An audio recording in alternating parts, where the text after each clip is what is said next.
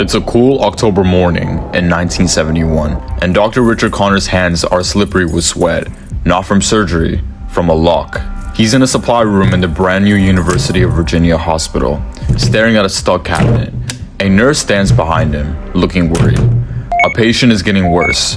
They need the medicine inside right now. The key won't turn. He fights with it. Nothing. He lets go of the key and runs, his shoes loud on the shiny floor, yelling for help. This is the new hospital's real sound.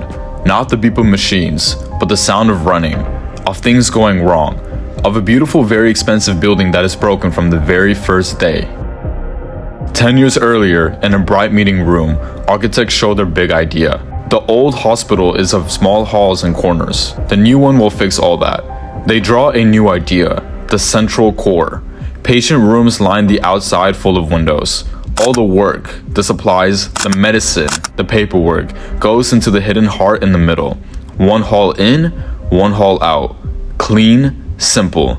The bosses agree. It's not just a building, it's a hope made of concrete and glass. September. The staff moves in. The dream turns bad fast. Nurse Annette Carter needs a blanket for the cold patient. She walks into the core. It's already hot. The air feels very heavy. She passes a cook with a stuck card, then a pharmacist wiping his brow. The one hallway is packed. She finds the blanket, turns around, and comes back out feeling tired and upset. Getting a simple blanket now feels like a secret mission. The doctors notice the quiet. In the old hospital, they could hear things.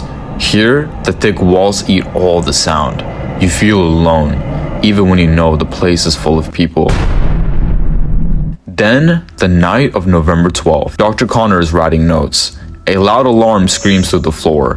Code blue, room 412. He drops his pen and runs. The emergency room meets at the core door, the only place to get the crash cart. They run into the core.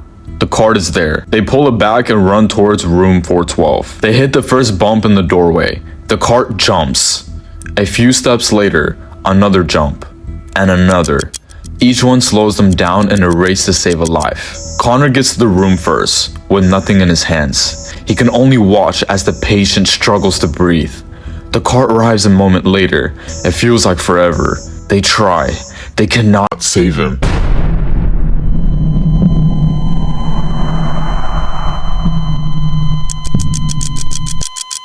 Later, under bright lights in the break room, a nurse speaks softly. That's the third time this month we lost on the way. On the way. Not from being sick, from the trip. Connor has had enough. He calls a private meeting in his office. A few doctors and older nurses come. They share stories. They time their walks. The truth is clear. They spend more time walking the building than helping the patients. They go to the hospital leaders. The leaders don't really believe them. The building won awards. It must be the staff's fault. So Connor goes to the news. He talks to a reporter. He uses simple, strong words. The design is killing people. When the story prints, it shocks everyone. People get angry. Then, the court cases start. A new team comes to look at the building.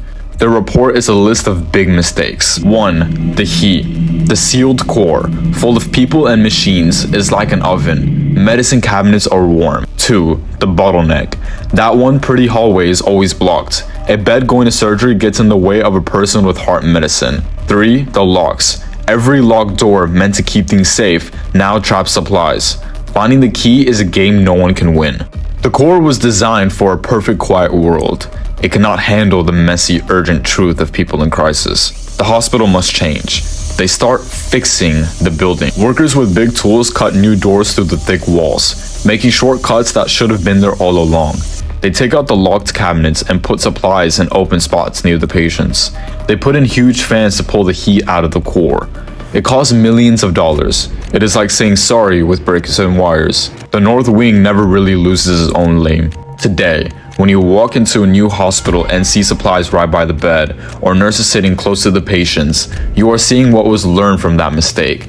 Those designs are a memory, a promise, made in the floor plan itself. The North Wing never really loses its old name. Nurses who work there still call it the maze. They talk about the ghost of the idea. The pretty, smart, deadly idea that a hospital could be a perfect machine.